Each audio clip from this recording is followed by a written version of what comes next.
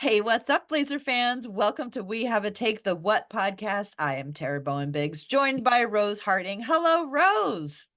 Hi, Tara. How are you today? I'm cold, Rose. I thought spring was here and it's cold outside.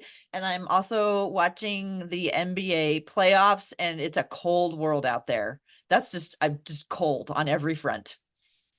I am also cold. I'm cold and I'm like a little damp, like a little too damp for the end of April. Like it's a little too much. And I thought we had made it. This is what I'm gonna say. I thought we had made it, but no, cold. It's Yeah. damp. I'm not surprised about the rain because I feel like it was at any time between now and 4th of July it could be raining, but like I was just like it's chilly outside and I thought we were heating up, and then like all these like great players are being injured and we have to just like move on to like the next man up, and it's kind of sad and distressing. Yeah, like I said, cold world out there. Yeah. Speaking of cold world, we should address this at the very beginning. When are we going to do our takes, Rose? I feel, Okay. go Right. ahead. So we did them at the beginning. I Two, wasn't prepared for two the episodes ago, we yes. tried to do them in the beginning and it just fell off the rails It immediately. was And we didn't even talk about it last week no, we didn't even or do last takes time. last week because we were so scarred about what happened. But here's the thing. I think we should try again at the beginning, see if we can make Okay. it work. Because I'll say, like, quoting my favorite, very favorite non-Blazer center. The lights were brighter than expected. I was not ready to go in with takes right at the beginning of the podcast, but now that I have like figured out how wrong it can go, I've had a little bit of time to prepare. I'd like to take another crack at Okay. Did you pick out something that's going to make me speechless? it.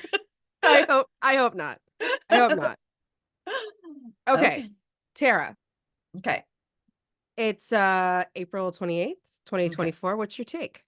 Okay, so I don't want this to come out the wrong way. So I'm going to say it and then immediately jump into the explanation so that people don't be like, what? Okay. Oh, I can't believe I'm saying this. I feel terrible for saying this, but it's coming from a really good place. Oh, okay. I feel really terrible. I feel terrible starting off this way. So everybody who's listening and is ready to like turn it off, I'm sorry, but stick with me. I think Anfernee Simons should ask for a trade. Okay. I ugh, I say this because I really think that he deserves something better. He's put in his time with Portland and you know learned a lot and played really hard and done the best that he could, taking on the role of the leader. He deserves to go win. He deserves to go somewhere where he has a chance of winning. And it's like, does somebody in his position really have like the quote unquote like right? I don't right isn't the right word, but like, does he have the leverage to really ask for a trade? But I think he should get out in front of it. And I think that he should like take ownership of, I'm not saying that he doesn't take ownership of his career, but it's I think it would be perfectly okay if it was public and him saying, look, I'm looking for something different than what Portland has right now. He could learn from the way things went down with Damian. He could be he could praise the organization and still want something else.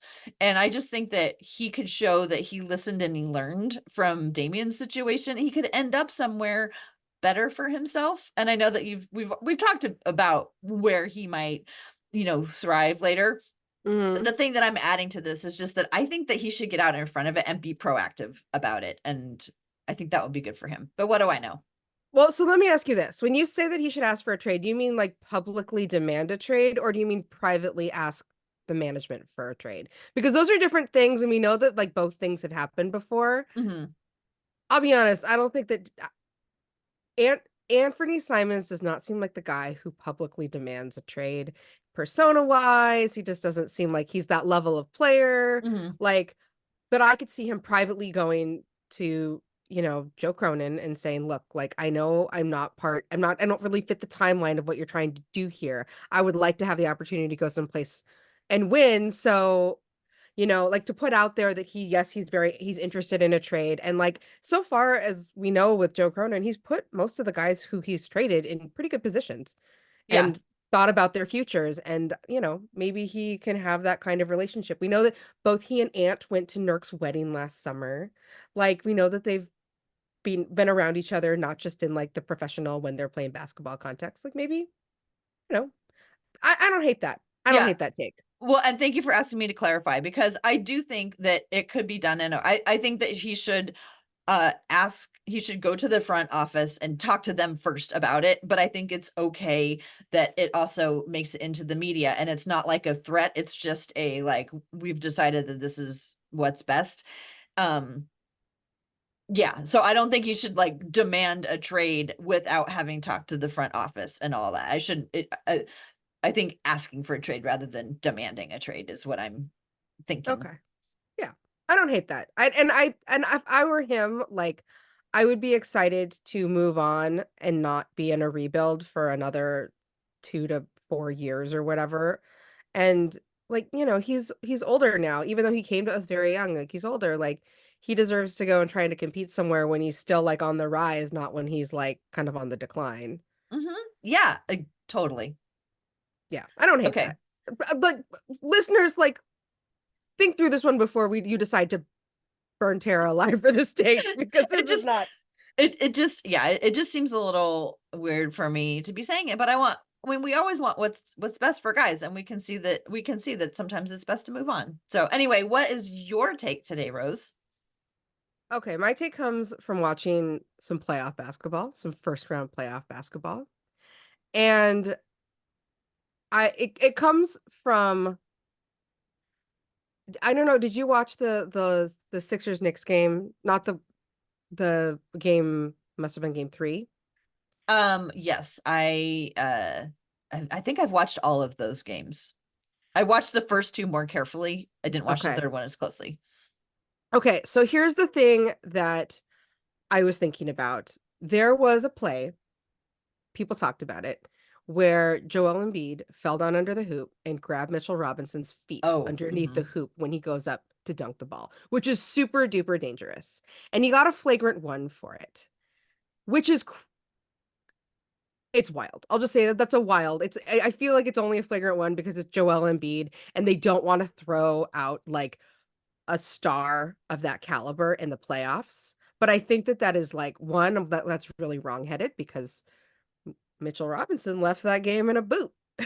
Now, I mean, maybe not because of that play. I don't really know exactly when he re-injured that ankle, but like the incentive to hurt other players in the playoffs is too great that injuries that happen during the playoffs as a result of very dangerous play are like I don't think that we should like make players feel like they are safe to do that if they are of a certain caliber, of a certain importance to their team. I think that's super dangerous and bad and wrongheaded.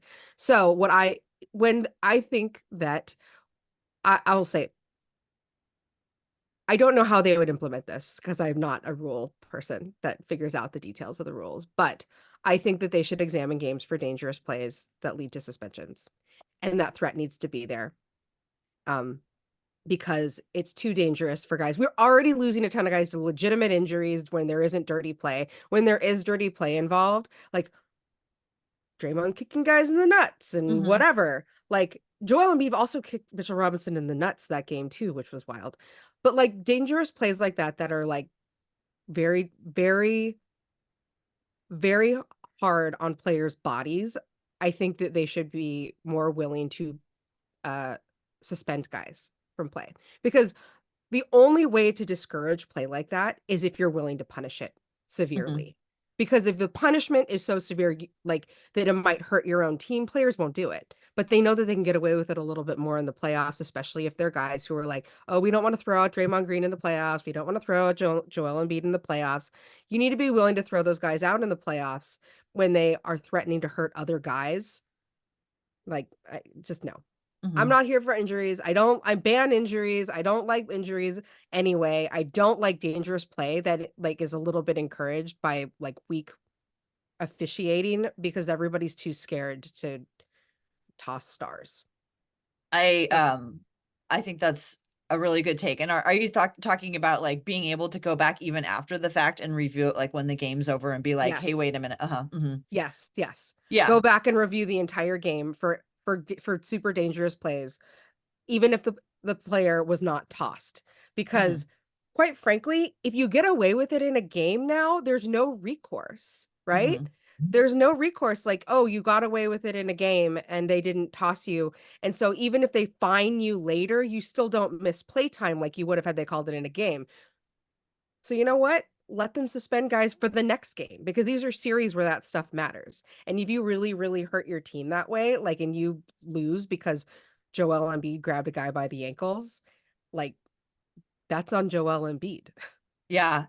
That series is like, I was listening to it was either the Athletics NBA podcast or it was the Hard Knocks podcast. I'm sorry, I can't remember which one said it. But they were talking about just that particular series and the fan base, those two fan bases, Oh, I like know.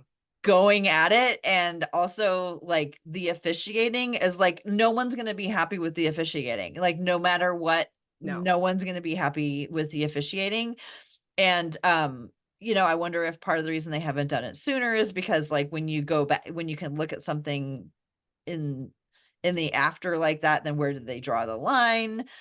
And like, do they go back and watch everything? And it's just the whole thing is a mess. And the whole thing that I walk away from it is I am so glad right now that the Blazers are not in the playoffs. I need a break.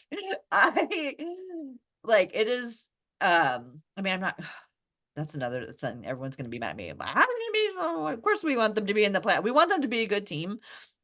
But I think it's good to have a break every once in a while.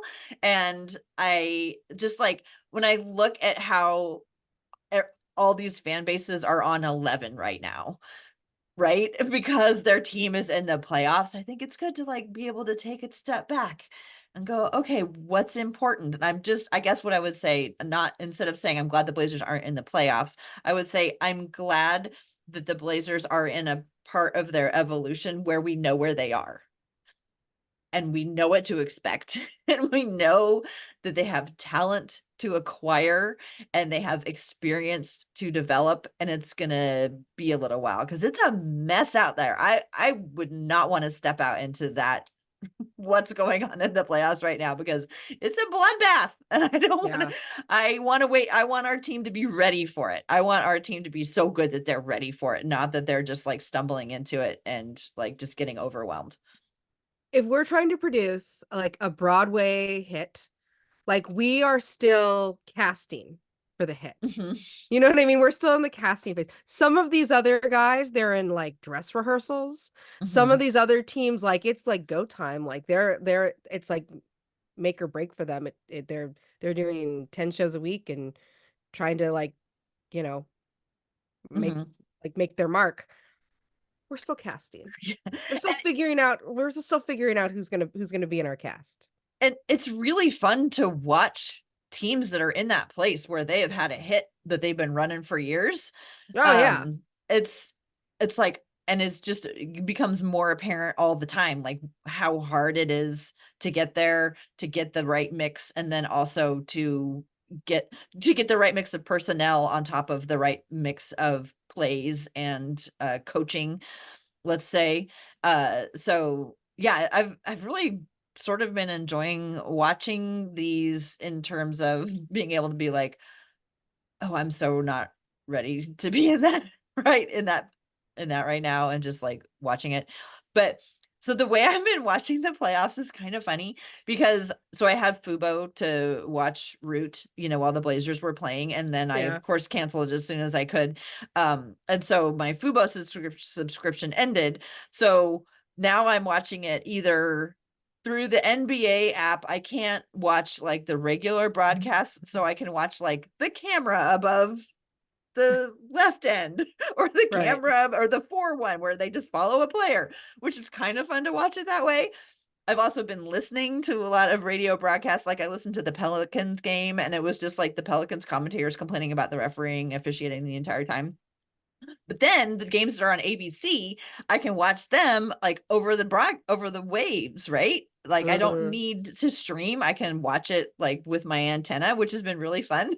But the problem is that something on my TV is like not set up correctly. And so it's like cropped weird. And so I don't know what the score is.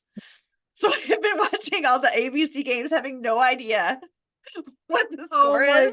And like Sarah, I could go look on my app and I do that occasionally, but like your sometimes it's aspect, go I have fix no your idea. aspect ratio. Go fix your aspect ratio. I It's know your I aspect can ratio. I know exactly what it is, but I'm kind of enjoying it watching it this way. It's kind of fun to like have no idea what the score is because the players, I mean, I know that they know what the score is, but like when you're down there and you're in it, you're just like concentrating on what's in front of you. So I don't know. I've been sort of enjoying it. Couldn't be me. Me. I was like, I not only is it like you don't know the score, you don't know who's in the penalty, you don't know how many timeouts they have. Like, you I'm need that just information. floating through this off season just completely ignorant of anything and just not attached to anything. And you know what? It feels kind of good. Feels kind of All good. right. But also I feel horrible for Damian. I am Oh my so God. bummed for Damian to be out with an Achilles soreness. If they break that man, I'm going to be so upset. Yeah. I don't know. Like, I don't know what they're doing there, to be honest. Like, I couldn't believe one that Doc said that to the press about Dame running decoy, and I couldn't. I don't know. Like, I feel like that is a thing that you usually hear from a team as soon as they're eliminated from the playoffs, and be like, oh. Dame hasn't been able to shoot since game 2, or Mhm. whatever. You know what I mean? And then they explain that he's had this injury this whole time. Like there's usually 1 to 2 injuries of major players that come out as soon as the team is eliminated that they kept under wraps because they don't want people to know about it and help like the opponent strategize. But no, Doc just came out and said it. He's Yeah. like, well, yeah, honestly, at the end there, Dame's just out there running around trying not to re-injure this thing and asking other guys to carry the load. I'm like, what do you, sir, Yeah. whose side are you on? I hate it so much. It's so crushing because it was like, when Damian got traded, we were like, okay, at least he's going to Giannis. Yeah, Miami didn't get what they wanted, and he's gonna go play with Giannis. And like, I understand that it takes a while for like the teams to gel, and like, I, for them to need a couple of years. That's another thing that I'm like watching and learning, watching the teams that are playing. Like, no wonder Boston is so good because they've had years together and they haven't gotten to the point where it's too much. So like Damian and Giannis needing a couple years together wouldn't is not the end of the world, but for them to both have injuries like this and for Damian to be on the precipice, like anything that has to do with Achilles, like we all saw what happened to Kevin Durant, and then that man missed a yeah. whole year. I don't want Damian to miss a whole year. No. And it's one of those injuries where you're like it could be nothing or it could be a huge deal. Like yeah. No, That's too depressing. yeah, I can't even I hope that they just realize that this year was a big old mess and regroup and come back and do it next year when they don't have so much like volatility around their team. Like Mm-hmm. it's no, it's no good. It's no good. I can't believe that that's where Dame is this season. I'll say I didn't expect it to end like this season for him. And not to say that it's over. It's obviously not over, but they're not neither he or Giannis are going to play in game 4. So like I don't Yeah, know. that's it's just like it's one of those also reminders that like anything can happen, and Yeah. like remember the year the Blazers like beat the Clippers and made the run and everyone was like, well, if it wasn't for the Clippers, it's like, yeah, I get it.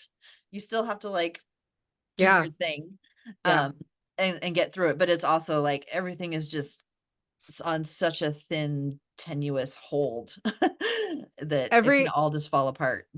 every promising Doc Rivers team has suffered like superstar injuries right before the playoffs or during the playoffs. Hmm. How many times has starting star point guard been available when his team makes the playoffs? Hmm. I don't Yeah. know.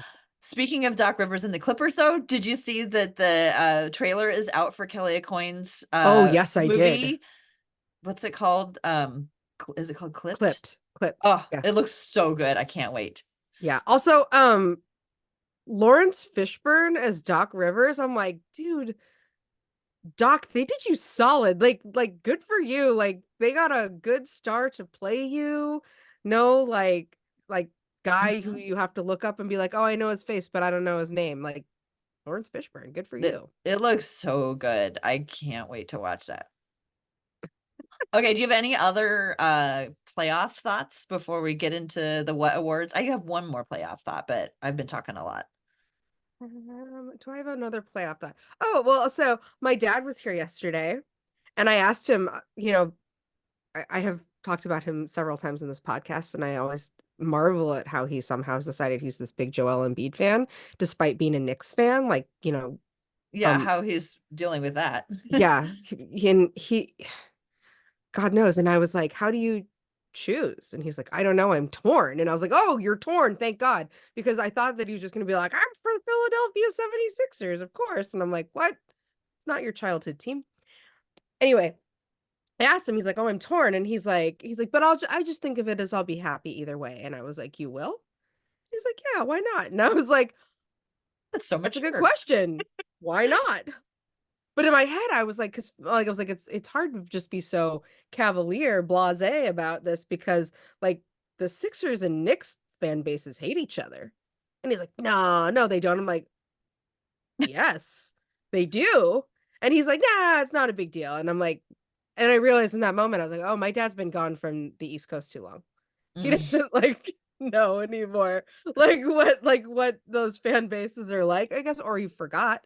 But I just realized like that like level of like vitriol between those two fan bases, he's completely tuned out to, and he's like, whatever, I can cheer for both of them and like not feel any weird way about it. I'm like, well, good for you. When I'm 78, I hope I can do the same thing. Never. Never. We'll never forget. We'll never Never. forget.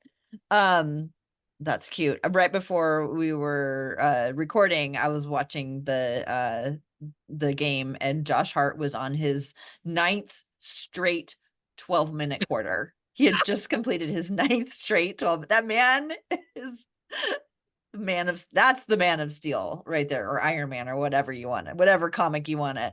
I mean, it's nuts how he's able to just keep going. I remember that quote from him last year where he was mic'd up and Tibbs pulls him out of the game last season. And he says to him on the way out, he's like, I'm gonna put you back in here in a second or whatever. And Josh Hart says, I can play 48 if you want me to. And I remember everybody being so excited to hear that. And I'm like, oh, he probably didn't mean all the time. I think he did though. Like Tibbs is like acting like this guy plays 48 minutes all the time now. Like I don't know how many minutes he's averaging, but like it's a lot. In the playoffs. I know, where you have to go super duper hard. Yeah. That I But know. like, Yeah, Josh Hart is made of something different than the rest of us. yeah. Everybody, He yeah, really is. insert whatever meme you like that is appropriate for your, that dog in you or whatever, Hmm. just whatever one works for you. Josh Hart's that. Hmm. Yeah. My Western Coast observations, my or Western Conference observations are, I kind of can't believe, and I'm also grateful for the fact that we are watching basketball in a time where we're watching 39, almost 40-year-old LeBron James doing what he's doing against Nikola Jokic, who can do anything. I mean, it's like watching a cartoon. Like both of those men are so extraordinary in what they are doing that it's not like just watching a game. It's like watching something else. And like I'm just trying to appreciate that we get to do that. And also Anthony Davis is really, really good at basketball. He's really doing everything that he can. And I know we're not supposed to be praising the Lakers. And I'm not praising him. I'm just observing that Anthony Davis is really good at basketball. Well, he saved a lot of his miles because he didn't play very much in New Orleans. Hmm. So like now he's also like, it's like those pitchers that didn't throw out their arm early in their career. They're just like he's out there like playing really well, a little bit older than you'd expect because he sat a lot early in his career. True. Yeah. Yeah, that's true. And I mean, and it used to be like he'd fall down like all the time, and we would all be like, like the whole arena would just like hush. And it Mhm. feels like it's more like he's learned how to fall down now. And like, well, I think it's guys like him and like Joel Embiid, like they have to learn how to fall down. Yeah. And we're getting is like, oh no, it's not that he's necessarily fallen down and hurt himself. He's just like fallen down as a way to like protect himself. But yeah, he's doing everything that he can. But it's just nuts to watch 39-year-old, almost 40-year-old LeBron James doing what he's like. How is he doing that? I mean, did you just have a big birthday? Me? Yeah, aren't you close to LeBron's age? 40? Yeah. Yeah. No, I'm 40. Can you imagine playing No, I that, can't. doing what LeBron is doing? No, I can't. I'm actually like, I think I'm a little bit older than LeBron. I'm Yeah, like you're a little bit older. I'm like 9 months older than LeBron or something like that. But no, the thing that's actually really interesting to me is, okay, one, this makes me think about how we're like, this is like the first era of athletes where right after the big leap in sports science, right? Like these are Hmm. guys who have had sports science to help them with their rehab and Hmm. caring for their body their entire careers, and we're seeing that pay off right now because I've never, and I mean this kind of as a joke but also seriously, I've never seen this many bald spots in the NBA. Like there's so many bald spots right now and they're in HD and I can see them big and bright and clear, and like the fact that there are that many bald spots tells you how many guys are playing older longer. Like, some of those guys used to play a little bit older, but maybe they didn't come out until they were like, you know, like seniors in college. Like now we have everybody is coming in younger and they're playing longer. And the result is LeBron's got a bald spot. Chris Paul's got a bald spot. Kevin Durant's got a bald spot. Jeff Green's still out there with his bald spot too. These are all guys with bald spots in HD, and it's because they've had sports science to bring us there. Like we would not be seeing this many guys if sports science hadn't come to where it is, where these guys could care for their bodies really well, and LeBron could be this fit at 39. Oh And my like God. he's had injuries, but like he's been able to rehab for them and be really careful with his body, like even though he plays this style of really physical, powerful basketball, and he still plays it. Like, so anyway, yeah, sports science. That is so funny. And how much do you want to bet in the next uh what do you call it? In the next players agreement that they make with the union? What do you call that? The next contract? Or what do you call the overarching contract?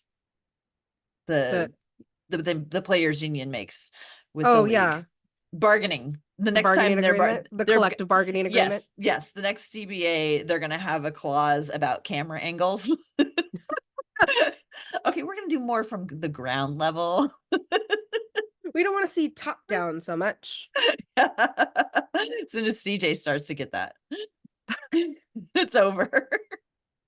I just like and I don't mean that as a diss though. I mean it's a little bit funny, but like It's it's like life. it's life, and also these guys are still really good. Like some of these guys are like LeBron, Kevin Durant, like those are still like guys you build teams around. Hmm. Like, and they're still playing like think about how many games Kevin Durant played this year, considering like his team hasn't even been that good. Think about how many games LeBron played this year, considering his team hasn't even been that good. Like these guys are still playing like big minutes and a lot of games, and they're quite old now. I Like, wonder how long it's going to continue. Remember when Damian Lillard signed his contract and everyone was like acting like he was like at the end of, they were like, he was so old. Like, oh my God, you're going I to pay know, Damian Lillard this much money when he's like 32 or whatever. It was just like, right? everyone And would you're just like, act well, like he was like on the very edge of like expiring. right. And even though like 2 months earlier, like Chris Paul was playing in the finals, Hmm. you know, Yeah. like come on, like these guys play longer, and I think that people are going to have to get used to the fact that some of these guys are like, not everybody obviously, but like some subset of these guys are going to play longer than you thought, Hmm. because we know more about how to care for their bodies, and people spend a lot of money and time now caring for their bodies so that they can have longer careers. Like, Yeah, caring for their bodies. And then, I'm thinking about Derek Jones Jr. As somebody who he's not, LeBron in yeah, age or in the way he plays basketball, but he was able to hang on around long enough in the league to come to finally find a team where his role is figured out. He's doing it, he's executing it, playing for the Mavericks right now.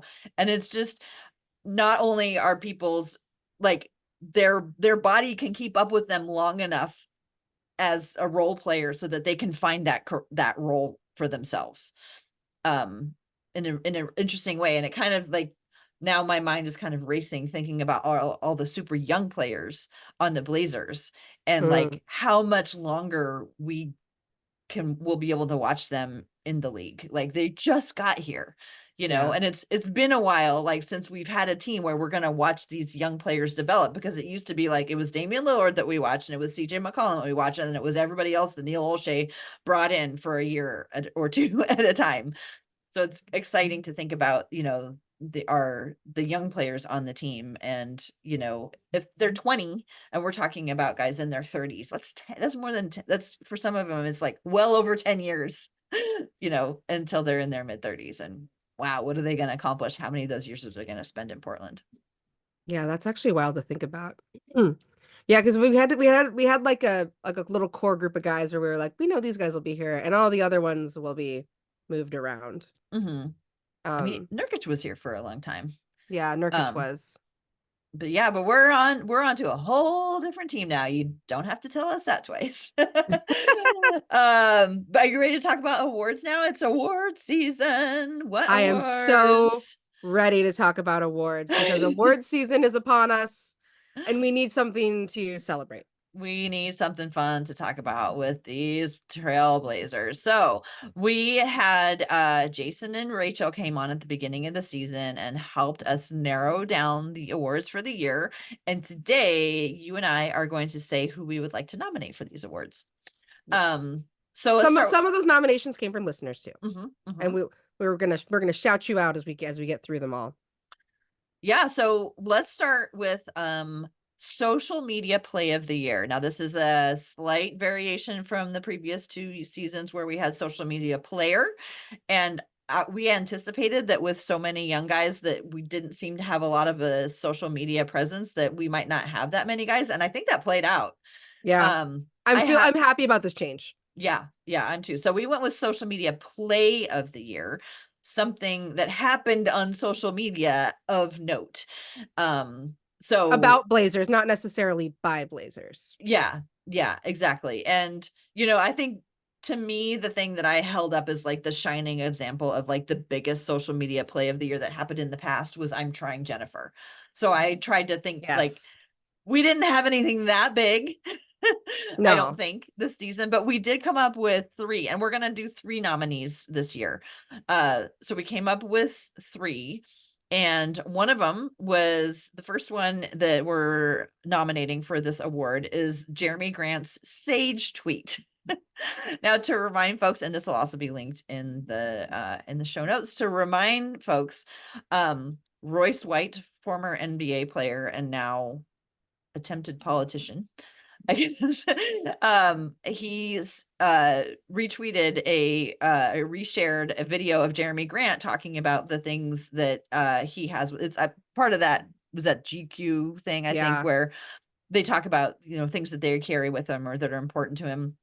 And Royce White said, this is what they're doing to young Black men, turning them into weird metro voodoo spiritualists. And then he goes on and says that Jeremy's a Black man wearing Lucky Charms. What will they think of next? And Jeremy retweeted that and said, sounds like you need some sage, brother.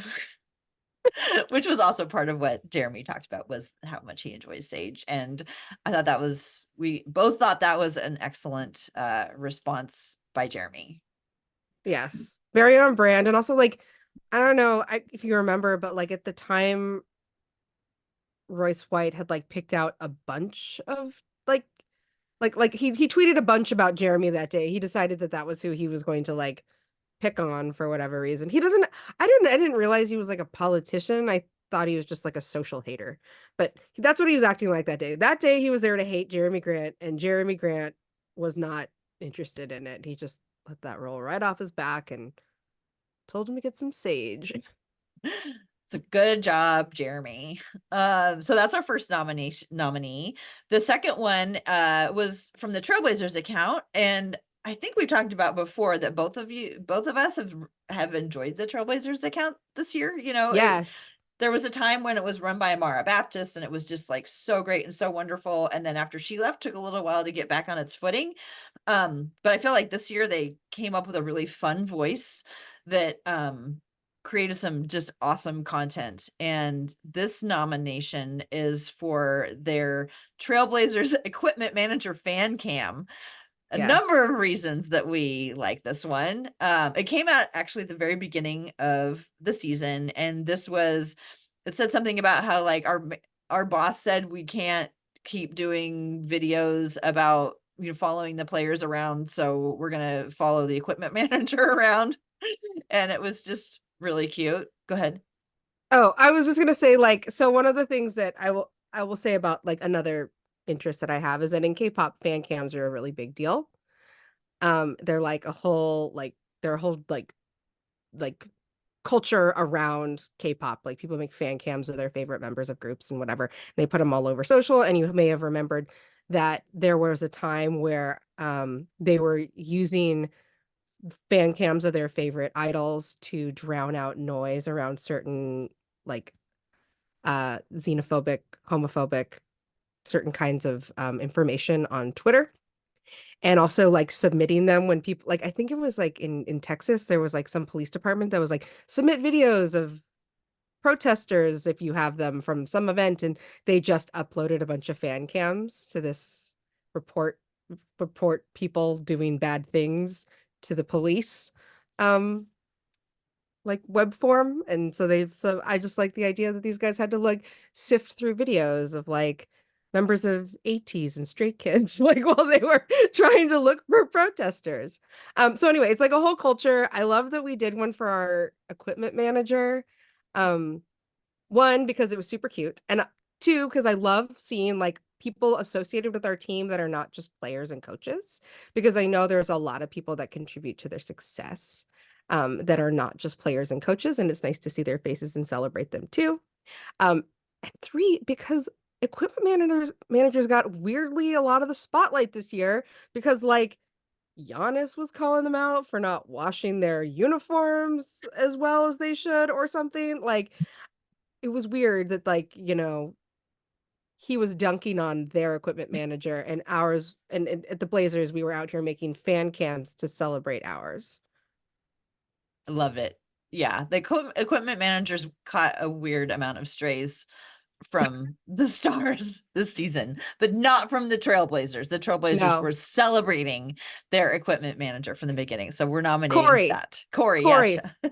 Corey, our equipment manager. We are so excited to see your fan cam. I watched it like 10 times. Well, and it's one of those things that like you hear people talk about around the league all the time about like how much work the equipment manager does, because like Yeah. they have to arrange all the travel, and it just sounds like a mind-boggling amount of work. And so for other teams to like actually have the audacity to even bring up their equipment managers in their talking about their teams, but not our Trailblazers. Our Trailblazers treated Corey like the star that he is.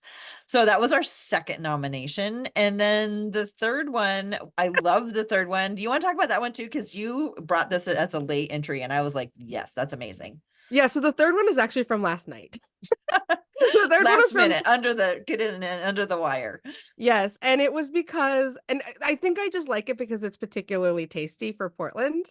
Um, John Hollinger, as folks know, John Hollinger, who used to write for, I believe, the Oregonian, um, tweeted, "You might beat them twice in a row, or 5 times in a row, or even 11 times in a row, but nobody, and I mean nobody, beats the Los Angeles Lakers 12 times in a row." Okay, fine, whatever. So, Rob Perez, NBA Twitter, I don't know, ambassador, uh, quote tweeted this with a snippet from the Oregonian, uh, published on November 3rd, 2018. Where does the Portland Trail Blazers 16-game win streak over the Los Angeles Lakers rank? And I love this so much because, well, we hate the Lakers. And two, because he shoved John Hollinger's old team, old beat, an old publication in his face to remind him of a thing that has definitely happened, even though this guy's saying absolutely nobody's going to do this thing. Well, the Blazers did it, and they did it a little bit better than that. It wasn't 12, it was 16. Ha. Love that. I just like Yeah. it so much because there's so few things we get to celebrate right now as far as wins, and like this is somebody celebrating our like former our like long win streak that we had against the Lakers, which felt really good at the time. Um, in a year where it's hard to like, I don't know, count your wins after you're no longer playing for the season. I love it. So our third entry in the social media play of the year was last night's worldwide WOB entry about the Blazers win streak against the Lakers. Couple honorable mentions. Another thing that I thought that the Trailblazers account did really well this year is somebody on that account noticed that Shaden always catches the eye of the camera. So shout out to Shaden's gaze play all season long, and the way that the Trailblazers have used that in their social media. I think it's really cute, where so many videos end with Shaden looking straight into the camera. You had another Oh yeah, honorable mention. I do like Shaden. Shaden has a mysterious relationship with the camera that I really appreciate. But no, my other honorable mention was from friend of the podcast, Brenna Green, captured a really wonderful moment about Matisse talking about getting books as a birthday gift from the staff at the Trailblazers. And it's just like super pure, super on brand for him. It felt like very authentic and personal. And it just like after I heard him talking about how great it is to receive books as like they feel those are really personal gifts to give people, I was like, shoot, now I want to mail Matisse a book. Um, so you know, I just I appreciated that so much because it really felt like so him.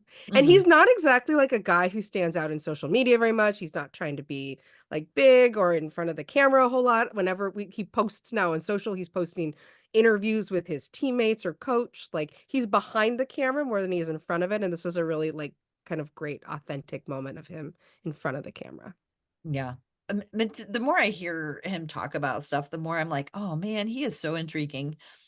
He Yeah. really is. Like, even like his exit interview, I was kind of like on the edge of my seat, like, what's he going to say next? Because it was all meaningful. Like, everything Hmm. that he says is meaningful, which is pretty impressive. Yeah. Okay. So, social media player of the year, Jeremy Sage tweet, Trailblazers equipment manager fan cam, and Blazers 16 game win streak over the Lakers reminder, gentle reminder. Which one do you want to talk about next? I want to talk about most improved fits. Let's talk about most improved fits because this is also an award that we changed a little bit this season to most improved because I think we're going back to we used to do most Mhm. improved and then we went to just like best fits We went to last. accessorizer last So yeah, year. best accessorizer last season, that's right. And then this year we went back to most improved fits because we felt like we had a lot of guys that were coming back and we were going to get and they're young, like we had a lot of early career guys, so we thought there was a lot of room for growth. And so we went with most improved fits. And I'll just, the first nominee, I'll just say, is exactly who everybody thinks it is. It's Jabari Walker. Jabari Walker, who like hired himself a stylist and really like, I think showed out this season in terms of his like fashion compared to like last season. All around improvement. I don't even know what to say about him. What do you have to say about Jabari Walker's style? Yeah, I mean, he totally went for it. He obviously heard about this award at the beginning of the season and was like, I am going to go be all in to win that, because he just absolutely went to 11. That's the second time I've said that. I need to watch Spinal Tap, but he absolutely threw his whole everything in behind trying to win this award.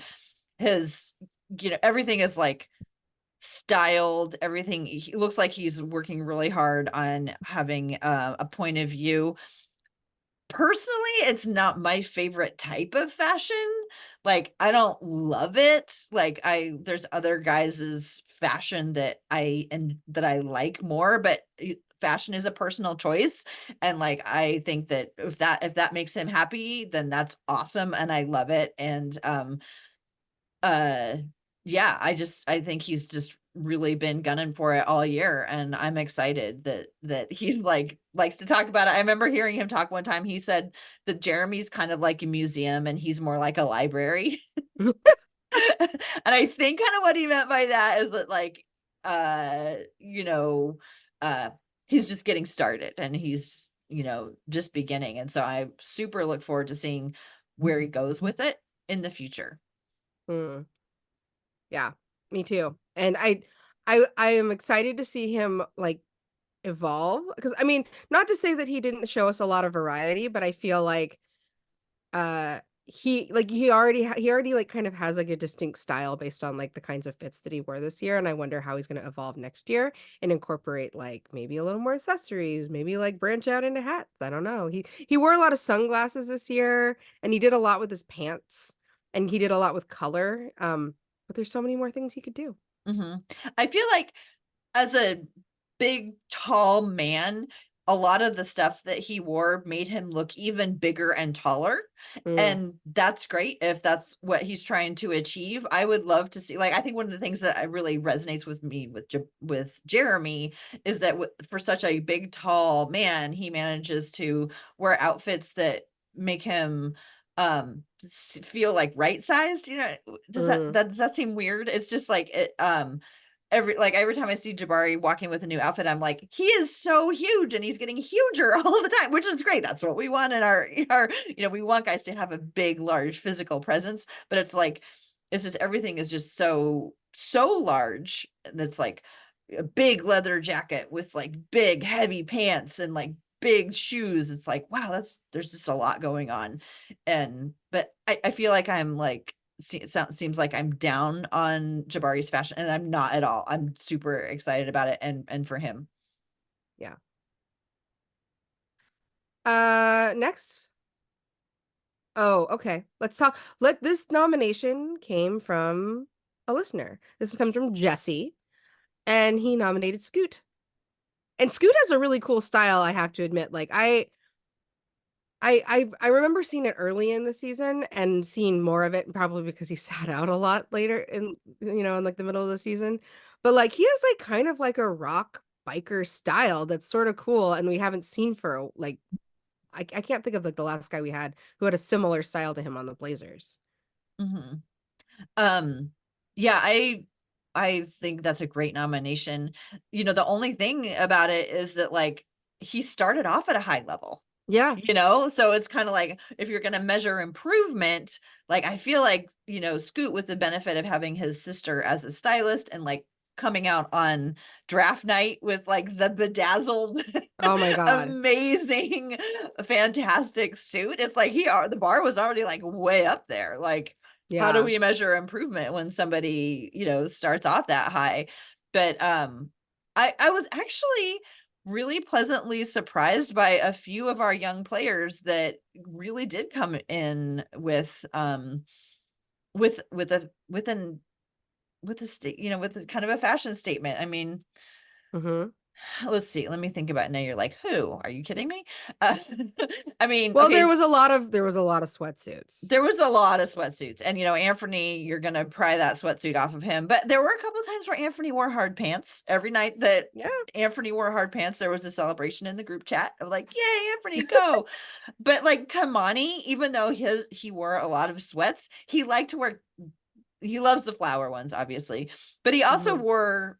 Oh no, Rayon Wore the wore flower the ones. flower ones, but he also wore some other just sort of playful patterned ones. Tamani could do it, he would wear sweats, but he could also dress up.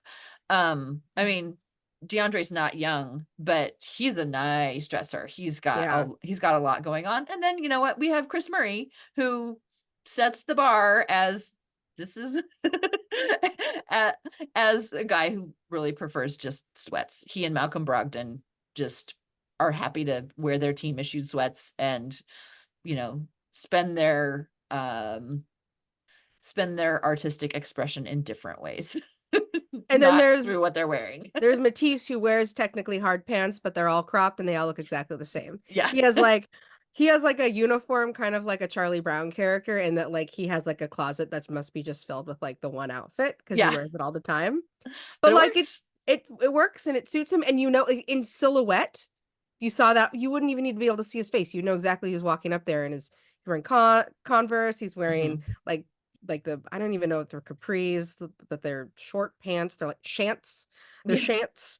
And he's usually wearing like that open button down over a white tee, and that's his thing. But Mhm. it suits him really well. He definitely Uh has a point of view. yes, for sure. And you know what it is? It's comfortable and Northwest. Pacific Northwest for sure. Yeah, he looks like every guy I dated in college in that outfit. um and yeah, it's nice for that to know that that's like also probably authentically him. Mhm. Okay. What oh, okay. So hear me out. Most improved. This is not the person that you were going to think of when you think of most improved. This is our last nomination. Jeremy Grant. Now I know what you're going to say. No, no, no. Listen. I know you're going to say like Jeremy Grant, he's been our best dresser since the beginning. How can he be the most improved? He has no holes in his game except for one, and he plugged that hole this season, Tara. I know what you're gonna say. He did not wear toe shoes this season. He wore one. I went back and I looked. I think he wore one pair of toe shoes like in preseason, and then he retired those toe shoes and he went for like, like Adidas, like Samba style Adidas. Mhm. And he went for like kind of chunky boots and heeled, like, and he had those like Mary Janes, those like kind of like Doc Martin Mary Jane looking shoes. And like he changed his shoe game in a way that was like very pleasing to me. I was not seeing any of his digits. Yeah, and that's improvement. That's an improvement. So what I'm saying is Jeremy Grant, yes, he was already performing at a very high level fashion wise. No one would dispute that. But he had one hole in his game and he plugged that hole right up. So you know what? Most improved fits. So who's that leave us? That leaves us with, so we've got Jabari, Scoot, and Jeremy are Yes. the three nominees for most improved fits. I would like to make an honorable mention Okay. for Malcolm Brogdon because he added a black WNBA sweatshirt to his rotation. And I was so Oh. excited. I was like, yes, Malcolm Brogdon. It's something else besides his Costco pants. So that was excited for, good Instead of job, like the Malcolm. blank hoodie, Yeah. he's normally like blank hoodie and khakis. Yeah. I was He like, way went, to represent the WNBA, Malcolm. Good job. yeah. I mean, improvement is Yes, exactly. It's like, are we measuring the amount of improvement, or are we measuring the height that you achieved? And if we're looking at a measure of the delta, I guess, of improvement, then you know what? There's some there. Good job, Malcolm. But he's not one of our official nominees. Jabari, Scoot, and Jeremy. That's them. yeah, I can get Uh, on board with that. okay. Should we move to a new award, Yes. the Blazer Legend Award? Yeah. Okay, so this was one that was inspired by Josh Hart for coming out and speaking out on behalf of the training staff last year after all the whole Toradol disaster was happening. So we are looking for former Blazers who did something cool that was like somehow like a benefit to hope would be hopefully like a benefit to the team or to the community, somebody who we can appreciate for even after they were gone doing something that benefited the team. So we've got three nominees for this. Number one, let's go with Damon Stoudemire, Portland's very own Damon Stoudemire. So this happened during the ice storm and that whole mess. Oh, that ice storm. And folks, we've talked about this one before. Folks, Yes. making fun of DeAndre Ayton for not being able to make it out of his house. And while this whole discourse is going on, our very own Damon Stoudemire retweeted a post from Dwight James and Damon. I'm not even going to give a voice to what the other tweet said. We're going to concentrate on what Damon said, which was, this happened to Dale Davis. He almost killed himself trying to get from the west side to the arena. This tricky. I'm giving him the benefit of the doubt. Thank you, Damon, for your voice of reason during this whole debacle. Yes, please. More of that. Also, like, I appreciate that Damon Stoudemire, like nobody was calling his number, and he just poked his nose in Mm-hmm. on Blazer Twitter, and he's like, "Nope, I've got something to say here in defense of the players," and I appreciate him doing it also in a very kind way. When a lot of those tweets that were questioning DeAndre Ayton's ability to get to the arena were not so kind, he came and stood up for him in a very kind way and also offered a benefit of the doubt, which is something, by the way, on social media is like never given. Yeah. Benefit of the doubt, come on. No, we do not do that. So that's our first nominee for the Blazers Legend Award. The next one goes to a former Blazer, Carmelo Anthony. I was just wearing my Melo Strikes Back sweatshirt the other day, and I got to explain it to somebody. But this time we are recognizing Melo for his recent return to Portland for participating in a big cannabis launch. Yeah. And I don't know, you want to explain? It was your idea and Yeah. I loved it. And I was like, yes. Yeah. So the reason why I thought about this is one, like, Portland is not necessarily where you think you would have to go to launch a new cannabis strain, I'll say. He's played in New York, where I think that they have recreational marijuana use. He played a long time in Denver, who's A had, long time. Yeah. yeah, a long time in Denver, which has yet recreational cannabis use and is the first state with recreational cannabis use. Like, it's not necessarily a given that he's going to spend his 420 launching his cannabis in Portland. And the one thing that I appreciated about it is one, I heard he was very kind and very generous and signed everybody's jerseys, signed to whatever. He wasn't just like there to like sell you his product and sign that or whatever. He was very kind and did right by all the fans who showed up to see him. Also, it was like him validating that like Portland is a stop on his like career path that he remembers fondly, and he thinks of it as like part of his like legacy.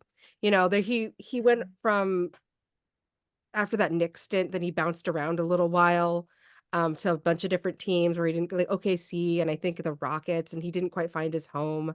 Um, and then he landed here, and one of the things that our front office was selling was like, "Oh, we're here to care for your legacy." And I don't know how it fits into his overall legacy, but he was successful here. He set a record here, and he had a role here that was really valued and loved by the fans. And I think that it was nice for him to like show up here and be like, "Yes, you're part of my journey, even after I've like retired and moved on. Like, and I still see you guys." And I think that that's nice that like we get to be part of that little like line of mellow teams where he's had success in big and small ways. Yeah. I love it. And Portland's a place worth visiting. Yeah. Even just that, you know what I mean? Yeah, totally. Like you only have one 420 a year to launch your cannabis line and you're going to come Yeah. spend it in Portland? Okay. Yeah. Thanks, Mello. So he's our second nominee for the Blazer Legend Award. And Mhm. then our third nominee, our favorite troll. I miss him so much. Yusuf Nurkic for celebrating the Golden Warriors exit, loss, not making the playoff, long, slow decline.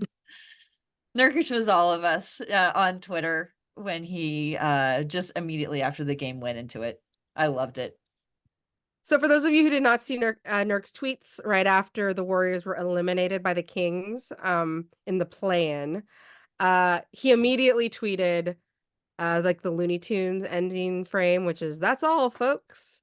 And then like a few minutes later, he just like he just posted like a couple of like cry laughing faces, like cry laughing emojis right after, and he was like clearly like reveling in it a little bit. And I also want to say like not only did this happen, but kind of I think of as part of this nomination is preceded as the what happened earlier in the season where he had that incident with Draymond Green and he gave us that legendary "that brother needs help" quote. And then he got the last laugh. Mhm. where he got to see them eliminated from the play-in. And I don't know how long the Suns are going to be in the playoffs, but they did last longer than the Warriors, so there is that. Also, Uh, Nurk celebrating there at the end does help Portland because when the Warriors were eliminated from the playoff, it gave us, or when they in the play-in, excuse me, it gave us a better pick, mhm. Give us a higher draft. Yep. a higher draft pick because we are going to receive their first round draft pick this season. So that celebration, yes, it felt good because it was tasty and trolly, but also it helped us as a team get better because that draft pick is a better pick because the Warriors lost in the play-in. And uh, Nurkic being part of Draymond's journey to punching people. Yeah, I'm sure that didn't help their pursuit of the postseason. I'm sure that that Yes. helped out in that respect. So thank you for your service, Yusuf Nurkic. So our three Blazer Legend nominees: Damon Stoudemire, Carmelo Anthony, and Yusuf Nurkic. All Blazers legends in my book, but only one can win. So Mhm. please pick your favorite. Do you have any honorable mentions for this award? I mean, just Josh Hart for being Josh Hart, and like he hasn't done anything that this year that like directly benefits the Blazers like he did last year. But just like he just brings me so much joy watching him Mm, play. And like I have a friend who's a Knicks fan, and just like every Knicks game is just like I just get all these tweets that are just like Josh Hart, Josh Hart, Josh Hart, Josh Hart. And I feel like I think Portland was like so lucky to have like I think it helped New York that Portland was the stop before he went there, because like he wasn't really able to unleash. He was never going to be able to unleash in Portland the way he's been able to just do it all and leave it all on the court every game in New York. So yeah. he's Also, my I'll honorable say mention. Josh Hart is the inspiration for this award. Mhm. So maybe we consider naming this the Josh Hart Blazers Legend Award in the future if we keep it around. I Just a think thought. I mean in my mind, in my heart it already is. We have referenced him every time we brought up this award, Yeah. so it feels like it is unofficially the Josh Hart Blazers Legend Award. Okay, let's go to the Bench Celebrator Man of the Year award. This one is extraordinarily hard. We keep doing this every year, and it's a really hard one, but it's just like it's so important to have a good bench celebrator, but to be a good bench celebrator, you have to have a lot to celebrate. Yeah. And it was a little bit harder this year. But the Blazers did us a solid a couple times, doing some videos that had some celebrations in it. Bruce Ely's done some photographs. They've shared some bench celebration photographs. So it's clear that when something exciting happens, we've got some players who can bring it. It's just a lot harder to it's just a hard one to chase down. But Yeah. we do have three nominees.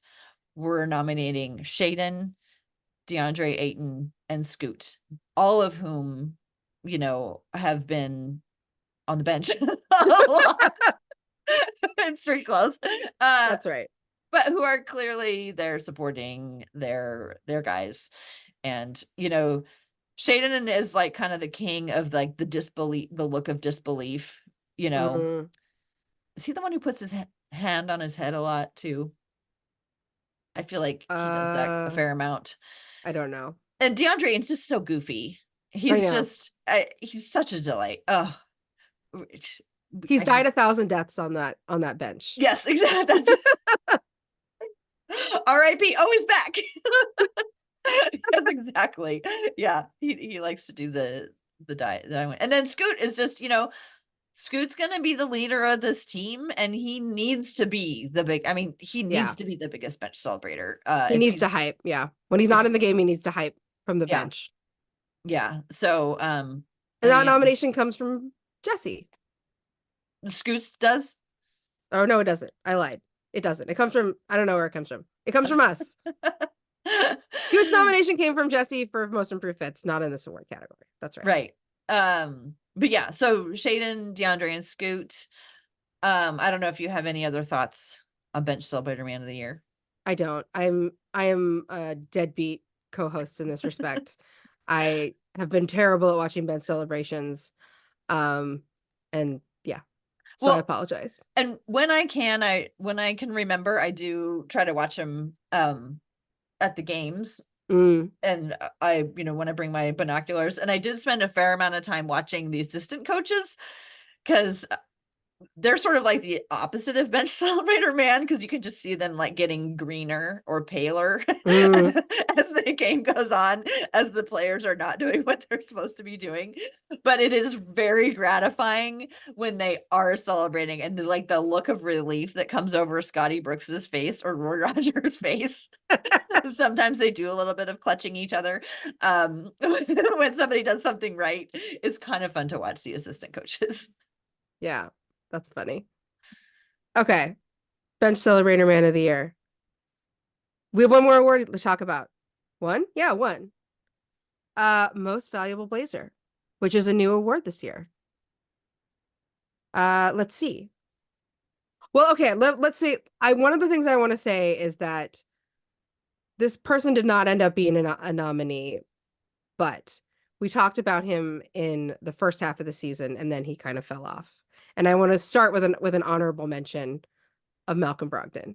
And I think that it became really hard to like justify nominating Malcolm Brogdon for what amounted to half of a season of someone who was very important to our team.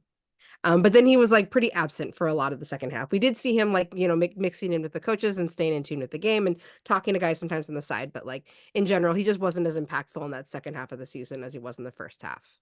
So honorable mention, Malcolm Brogdon made incredible contributions, I think, to our young guards this season, especially for Scoot, which brings us to our first nominee for Most Valuable Blazer is Scoot Henderson.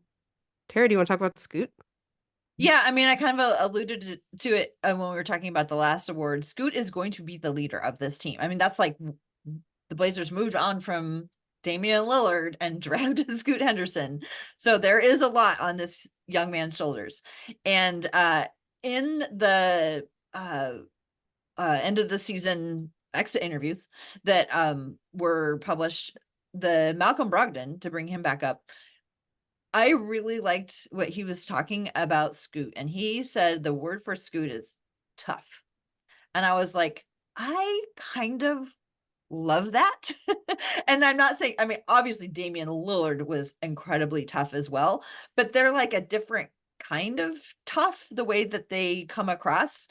And it's like, in terms of being a young player who's trying to learn everything, soak it in, play against super experienced guys who've been in the league for a dozen years, and still come through it with the attitude that Scoot has come through it, and then seeing the improvement that Scoot made. A lot of the fans' hopes for the future were really riding on Scoot, and for him to be able to put it together in a way that shows a lot of progress by the end of the season, I think his progress and what he was able to show has been extremely valuable for the fans, as well as like demonstrating, that if he's going to be the future of this franchise, he's made inroads in showing that there's that potential there. I don't think anybody can, unless you're like, Victor Wembanyama.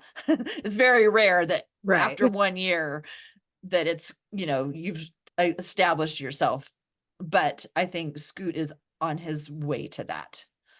Yeah, I agree. And it was nice for that to see some of that at the end of the season so we could be hopeful going into the next season. And likewise with another nominee, which I will tell you about right now, DeAndre Ayton also had a really good second half of the season. And here's the thing, like he came with a weird reputation, from Phoenix. He'd only ever played for Phoenix. And then I think that our media sort of inherited some of the same like narratives from that stint in Phoenix. But then and he was injured, so he couldn't really like come out and prove them wrong for a lot of that time where like the press was kind of a little bit skeptical of him. And then when he finally did, Oh, he looked so wonderful. He was playing so well. He had good chemistry with other guys. He was patient. He was doing things we didn't even really see him do in Phoenix because he didn't have the opportunity to take as many shots or like find his game in that way. Like I was so pleased to see him show up and play incredibly well at a time when it was like really hard to be excited about watching every Blazer game. It was like hard to go out there and watch them take these like big epic losses. But DeAndre Ayton was playing incredibly well. Watching him develop chemistry with Scoot was really fun. Like he came at the right point of the season where I was starting to be like, oh, every game feels like a slog. And I had someone new and exciting to watch develop because he, like Scoot, is going to be part of our future. I don't know how long, but I know he'll be back next year. Like, unless some earth-shattering things happens in the offseason, I expect him to be here next year, and I expect those guys to continue to develop together, and seeing them do something so great kind of late in the season makes me feel really hopeful and excited about next season already.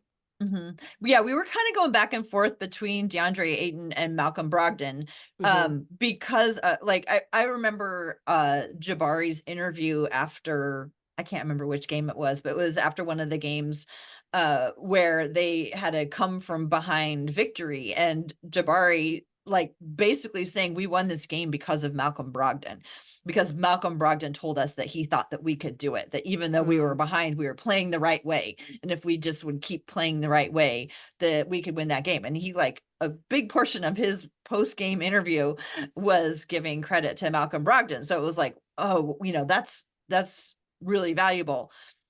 But when it came to DeAndre Ayton, we were like, but he's gonna be a part of the future of this franchise. And I think him and Scoot coming together and showing how they could play together and getting sort of the vision of like what the play might look like, Mhm. he was just more involved in that, and it was just easier to see his importance in terms of like the future of the franchise when everyone's like talking about Malcolm Brogdon. Is like, it's been awesome having Malcolm Brogdon here, but somebody else is going to want him next season, and they're going to be willing to give up something that is more online of what the Trailblazers need.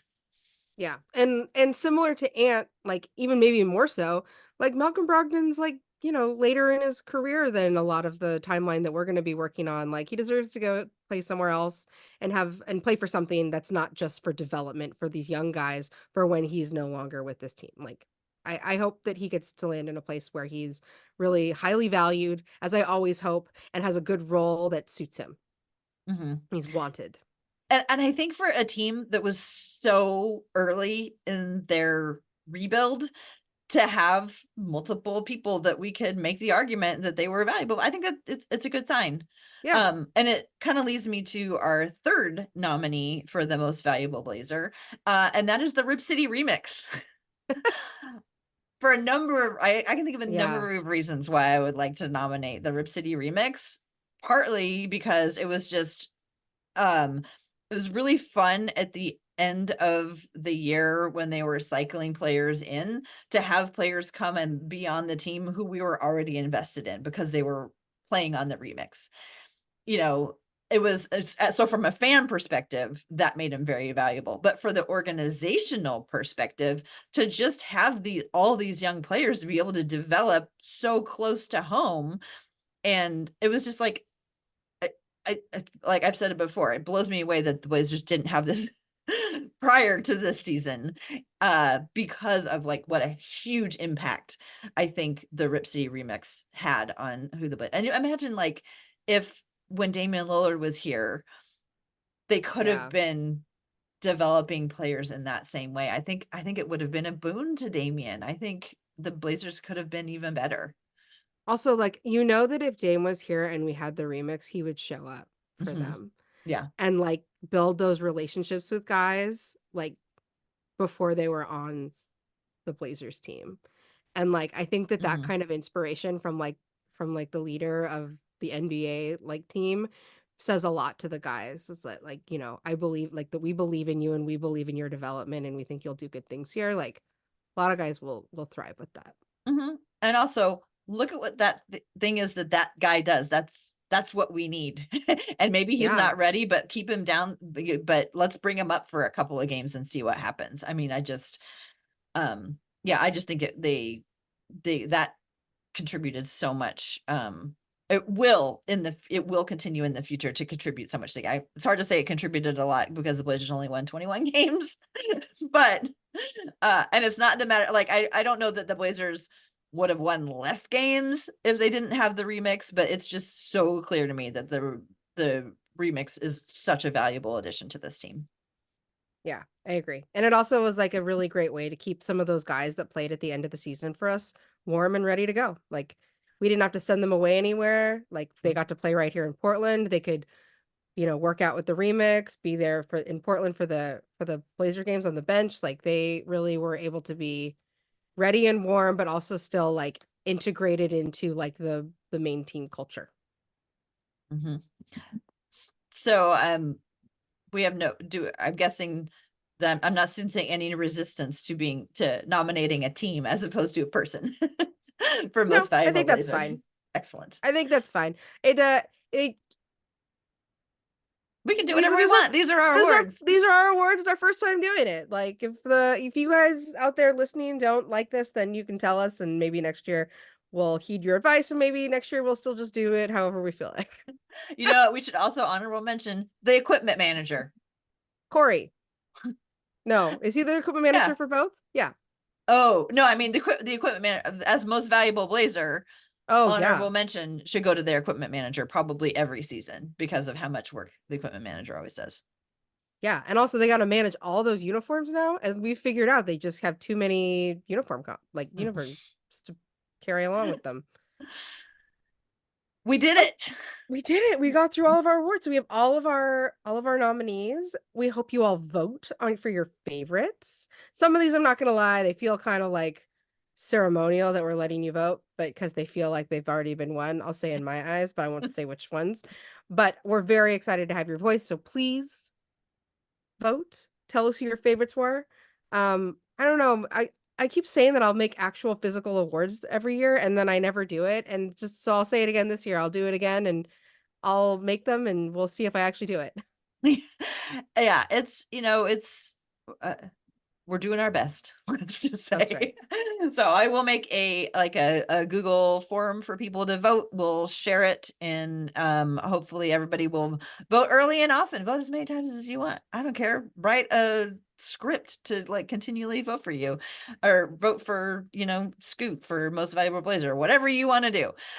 We will have Wait, this out later this week. wait, where can people vote? Well, I will make a Google Form. form like I did last season, and Okay. we will attach it. I'm gonna I probably won't do it right away. It'll be out later this week. Okay. And then That we'll sounds just great. share it through our various social channels. So speaking of Yes. which, why don't you tell folks where your social channels are so they can watch for the form? You can find me at Roselle Harding on Twitter and on Instagram. You can also find me in the We Have a Take Discord. Tara, where can people find you? They can find me at TCB Biggs on Twitter and Instagram, and you can find We Have a Take at We Have a Take. So watch for all of those. Watch for the form to come out for all of those. Vote early and often as many times as you want for the What Awards. Thanks for listening, and go Blazers!